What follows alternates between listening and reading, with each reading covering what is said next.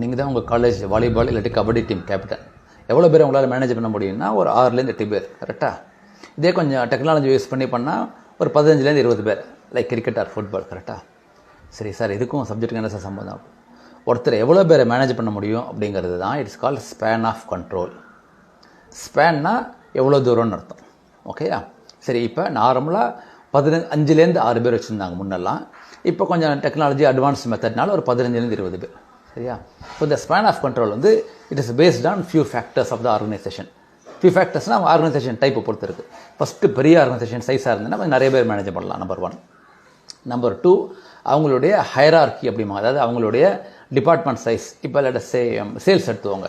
சேல்ஸில் 3ஆக பிரிச்சுட்டாங்க. அவங்க ஆர்டர் எடுக்கிறவங்களாம் ஒரு டிபார்ட்மெண்ட்டு, மார்க்கெட்டிங்லாம் ஒரு டிபார்ட்மெண்ட்டு, சேல்ஸ்லாம் ஒரு டிபார்ட்மெண்ட் அப்படின்னா அப்போ கம்மியாக தான் மேனேஜ் பண்ண முடியும். ஏன்னா ஏற்கனவே அதை பிரிச்சுட்டாங்க அதை, ஓகே? ஸோ இது 3வது வந்து அங்கே ஒர்க் டைப் பொறுத்து இருக்குது. இப்போ ஒரு பேக் ஆஃபீஸ் வச்சுவாங்க. இப்போ பேங்க் ஸ்டேட்மெண்ட்டுக்கு ஒரு பேக் ஆஃபீஸ் வச்சுவாங்க.